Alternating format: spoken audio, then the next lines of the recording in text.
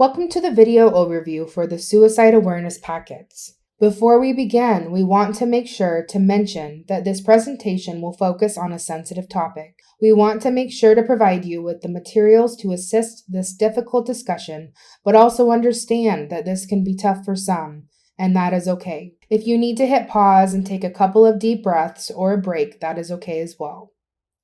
The LIUNA Northwest region has begun an initiative to provide material and training for the entire region.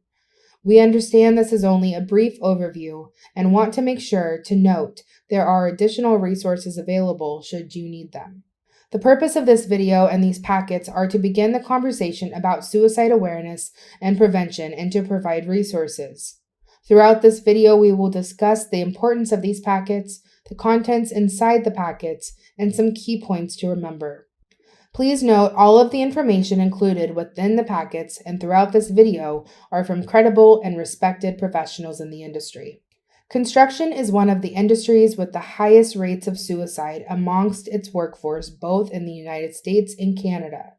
Identifying the warning signs of suicide and educating yourself about potential health services can save lives. Native American, Alaskan Native, Aboriginal, and First Nation communities have a 3.5 times higher suicide rate than any other ethnic group, according to 2018 statistics. This is important to note because of the large amount of work LIUNA does with the tribal employment rights offices and with our members who are part of these communities throughout the Northwest region. There are many factors that contribute to the high suicide rate among construction workers. Construction is an industry that involves mentally and physically demanding work. Many workers keep to themselves and do not take the time to share stresses or feelings, leading to a feeling of isolation. Chronic injury or pain can affect the mental health of an individual.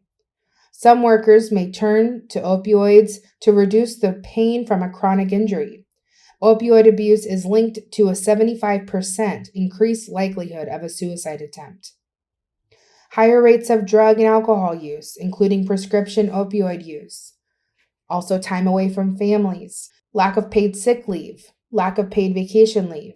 Mental health concerns that go unchecked, often due to a stigma or a tough guy, tough girl culture. And access to lethal means, firearms, high places, drugs, or pills. Over the next few minutes, we will discuss the contents of this packet and how they can be used in the field. The materials included in this packet were provided to LIUNA from partners in the industry. We do not own the materials and have not edited the materials for LIUNA. Material in these packets are intended for the purpose of suicide prevention. As you can see, this packet is pocket size. Therefore, it is small and easy to hand out in the field. Those who receive this can easily keep it in their wallet or pocket for easy access if needed. When you open the packet, you will see 5 different items. First, you will see a folded card from the National Suicide Prevention Lifeline with information about the warning signs and the resources available if you encounter these signs. Next, you will find a card that is from the University of Washington Forefront Suicide Prevention Program with the LEARN model, which we will discuss shortly. The next item is a card with the crisis text line information on the side, which is red. The back of this card has the Construction Industry Alliance for Suicide Prevention information as well. Finally, you will find 2 sets of hard hat stickers. One set has the Construction Industry Alliance for Suicide Prevention website and logo.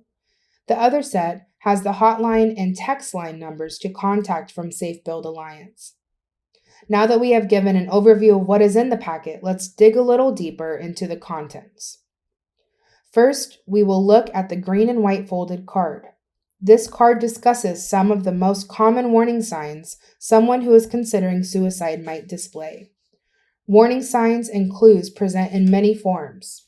Everyone has the potential to save a life if you know the warning signs, some of which are increased tardiness and absenteeism, decreased productivity, decreased self-confidence, isolation from peers, agitation, and increased conflict among coworkers. The next card is the purple one from the University of Washington's Forefront Suicide Prevention Program. They have developed the LEARN acronym as a guide for you to use when talking with someone who may be showing signs of contemplating suicide. The L stands for look for signs. Looking for signs such as someone talking, joking, or researching ways to die, feeling hopeless, depressed, trapped, anxious, ashamed, or humiliated, increasing use of alcohol or drugs, reckless behavior, self-harm, cutting, giving away possessions, displaying hopelessness, depression, and/or anxiety. If someone talks about giving away possessions or talking about death, these are all signs to look for in regards to someone's mental health. The E stands for empathize and listen. People who have just survived suicide attempts report what was most helpful to them was someone simply just listening.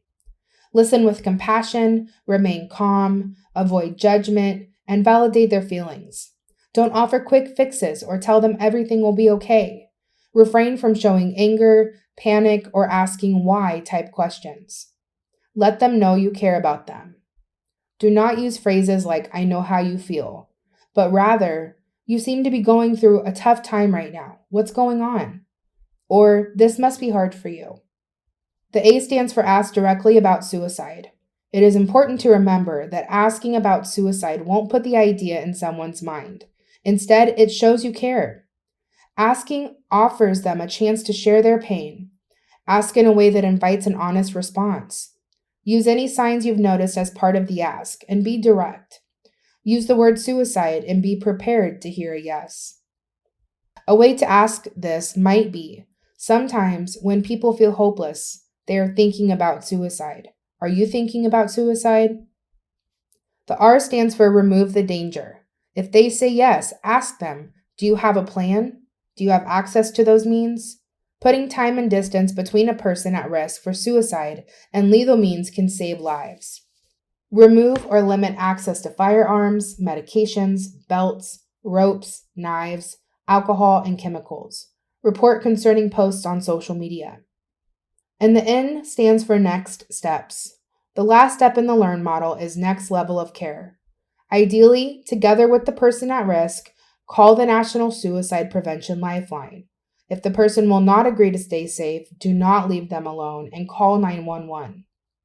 Now that we have gone over the LEARN model, the two final items in the packet are 2 sets of stickers. These can be used however you see fit. These stickers work on hard hats and can be given out to members or employees. Each hard hat sticker has resources and information that can be handed out. Here are some additional tips for how you can help.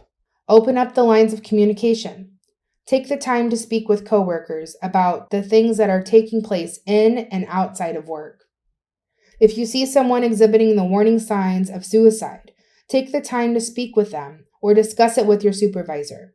Have a follow-up conversation to make sure your concerns are being taken seriously. Be aware of available company resources, such as an Employee Assistance Program, an EAP, and how to access them. Promote good mental health and physical health with company wellness programs. And reduce the stigma. Change the narrative around suicide. An example of this is by changing the language we use regarding suicide. The preferred language is died by suicide rather than committed suicide to reduce stigma and avoid victim blaming. The word commit sounds like a crime. Suicide is very sad and tragic, not criminal. It is important to know the resources available. Please see some of the resources available throughout the region. The National Suicide Lifeline. It's available 24/7, and you can contact them at 1-800-273-8255. For veterans, press 1. Crisis text line. Text the word hello to 741-741, then hit send. Safer Homes Suicide Aware. SaferHomesCoalition.org. Addiction Recovery Helpline. 1-866-789-1511. For more information on the UW Forefront Suicide Prevention Program, you can visit intheforefront.org. Thank you for your time, and please share this video with your staff, contractors, and anyone else who would benefit from watching it. We appreciate your efforts in ending the stigma and continued awareness of suicide prevention.